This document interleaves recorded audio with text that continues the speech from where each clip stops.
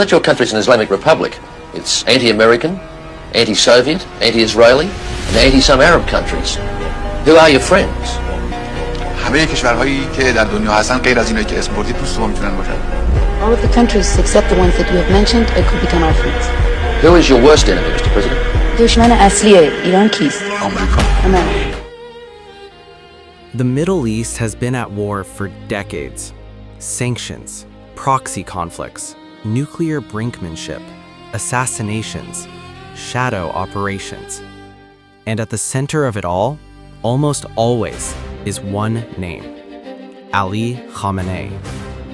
You've heard it in headlines. You've seen it in speeches. You've heard presidents say it with caution. But here's the real question. How does one man, born into poverty in a religious household, rise to become one of the most powerful and controversial figures in global politics and remain there for over 30 years? To understand him, you have to understand something deeper. This isn't just a biography. It's a story about revolution, ideology, survival, and power that refuses to bend. Ali Husseini Khamenei was born in 1939 in Mashhad, Iran. Not into royalty, not into wealth, not into political privilege. He was born into a modest clerical family. His father was a religious scholar, respected, but not powerful. And that matters, because revolutions are rarely led by the comfortable. They are led by the ideologically driven. As a young student, Khamenei immersed himself in Islamic jurisprudence, but this wasn't passive scholarship. Iran in the 1950s and 60s was under Shah Mohammad Reza Pahlavi, a Western-backed monarch pushing modernization at speed. To some, that meant progress. To others, it meant erosion of Islamic identity. Khamenei chose a side early, and once he chose it, he never left. In the 1960s and 70s, Iran was boiling. Economic inequality, political repression, secret police, Western influence growing deeper by the year. And in the seminaries of Qom, something else was growing: revolutionary theology. Khamenei aligned himself with Ayatollah Ali Khamenei, a far more charismatic and radical cleric who openly opposed the Shah. But here's where it gets interesting. Khamenei wasn't the loudest revolutionary. He wasn't the face. He was the networker. He translated revolutionary texts. He traveled. He organized. He built quiet influence. And when Khomeini was exiled, Khamenei stayed active inside Iran. He was arrested multiple times, interrogated, imprisoned. That didn't break him. It hardened him. 1979, the year everything changed. The Shah fled, the revolution exploded, and Khomeini returned to Iran like a messianic figure. The Islamic Republic was born. Suddenly, former dissidents became rulers. Khamenei was not the architect of the revolution, but he was close enough to power to benefit from it. He became a member of the Revolutionary Council, a Friday prayer leader, and a key ideological voice. And then came the Iran-Iraq War. War reshapes governments. It eliminates rivals. It creates opportunities. And during that war, Khamenei rose further. In 1981, a bomb exploded during a speech Khamenei was giving. He survived, but his right arm was permanently damaged. That moment changed everything. In revolutionary Iran, survival equals legitimacy. He wasn't just a cleric anymore. He was a man marked by sacrifice. That image of resilience, of near martyrdom, followed him upward. When Ayatollah Khamenei died in 1989, the Islamic Republic faced a crisis. Who could replace the revolutionary icon?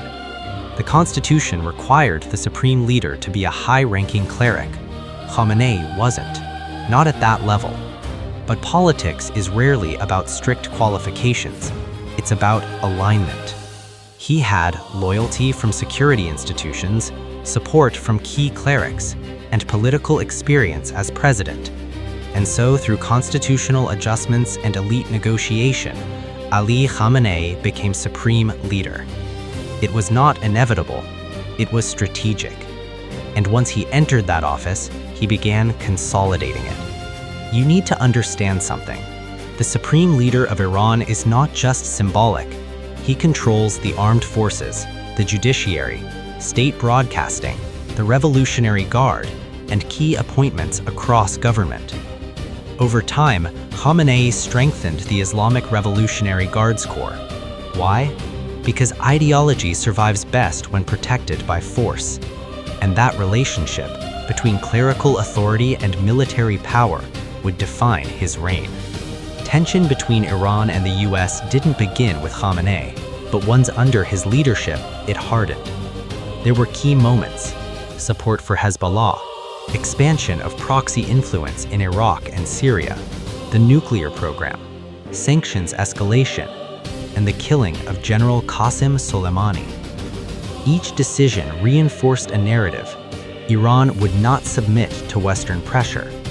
From Washington's perspective, Khamenei became the ideological engine behind regional destabilization, nuclear brinkmanship, and anti-American rhetoric. But from Tehran's perspective, he was defending sovereignty. That's where the tension lives. You might think this story is about ideology, or religion, or geopolitics, but it's really about something else: longevity. Because surviving a revolution is one thing, surviving decades of sanctions, threats, internal unrest, and foreign pressure is something else entirely. And the next question is this: how did he stay in power when so many others didn't? Power is easy to seize in a revolution. It is almost impossible to keep, especially when your economy is under sanctions, your rivals are internal, your enemies are global, and your legitimacy is constantly questioned. Ali Khamenei did not survive because he was the loudest. He survived because he understood something critical. In the Islamic Republic, real power does not sit in elections. It sits in institutions. And he began reshaping those institutions quietly. The IRGC, his shield and sword. If you want to understand modern Iran, you must understand the Islamic Revolutionary Guard Corps. The IRGC is not just a military branch. It is a military force, an intelligence agency, a political actor, an economic empire. And under Khamenei, it grew exponentially. Why? Because regular armies defend orders, revolutionary guards defend ideology. Khamenei needed loyalty that transcended politics. He invested in the IRGC, expanded its influence in Iraq, empowered it in Syria, strengthened its role in Lebanon, entrusted it with ballistic missile development. And over time, the IRGC became not just a tool of the state, but a pillar of his rule. That relationship changed the balance of power inside Iran permanently. Then came the nuclear question. Was Iran building a bomb or building leverage? From Khamenei's perspective, the nuclear program was not simply about weapons. It was about deterrence. Because if you look at the region carefully, you notice something. Iraq was invaded, Libya disarmed, then collapsed. North Korea built nuclear weapons and survived. That lesson was not lost on Tehran. Under Khamenei, Iran pursued uranium enrichment, advanced centrifuge development, negotiation without full surrender. The West saw escalation. Iran saw insurance. But here's where it gets more complicated. In 2015, Iran signed the Joint Comprehensive Plan of Action, the nuclear deal. Why would a defiant supreme leader approve compromise? Because survival requires flexibility. He allowed negotiations, but never surrendered strategic ambiguity. And when the United States withdrew from the deal years later, it validated his suspicion. To his supporters, that withdrawal proved his worldview was correct. Trust no one. Under Khamenei's leadership, Iran mastered something subtler than open war: proxy influence.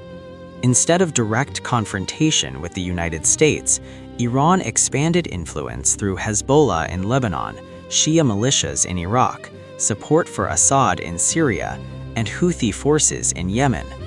This wasn't random. It created a strategic arc of influence across the region. To Washington and its allies, it looked like destabilization. To Tehran, it looked like strategic depth. The genius of this approach, it avoided direct war while increasing leverage, and it made Iran impossible to isolate completely.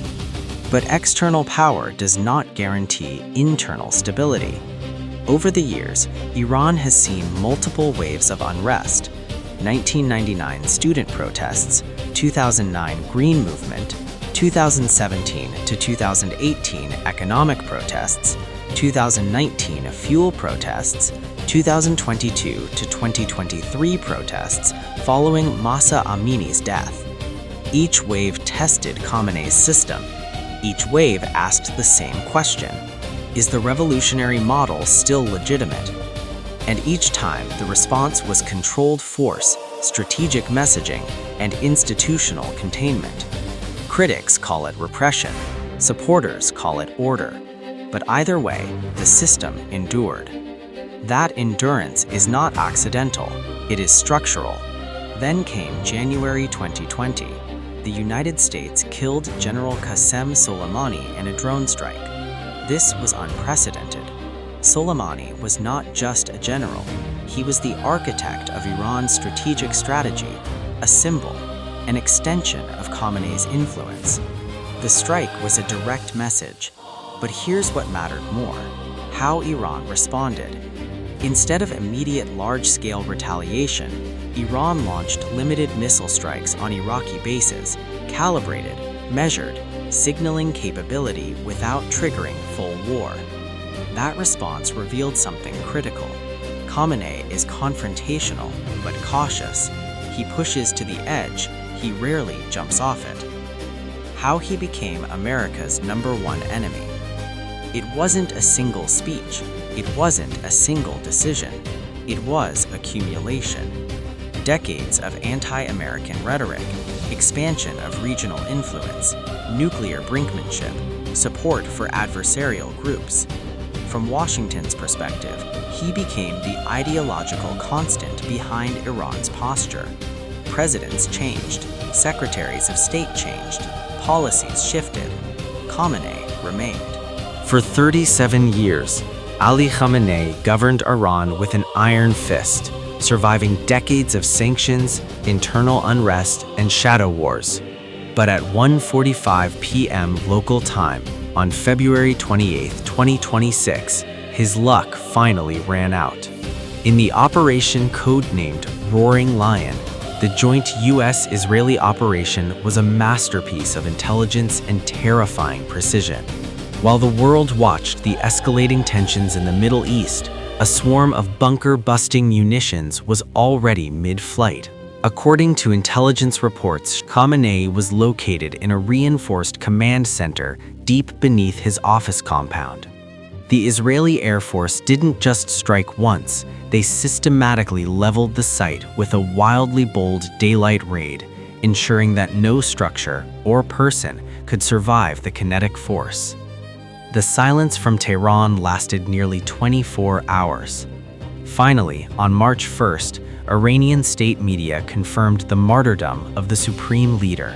The strike didn't just take the head of the state, it wiped out his inner circle and members of his immediate family, leaving a power vacuum the likes of which the Islamic Republic had never seen. As Iran enters 40 days of national mourning, the question is no longer if the region will change, but how much blood will be spilled in the aftermath of the most significant assassination of the 21st century.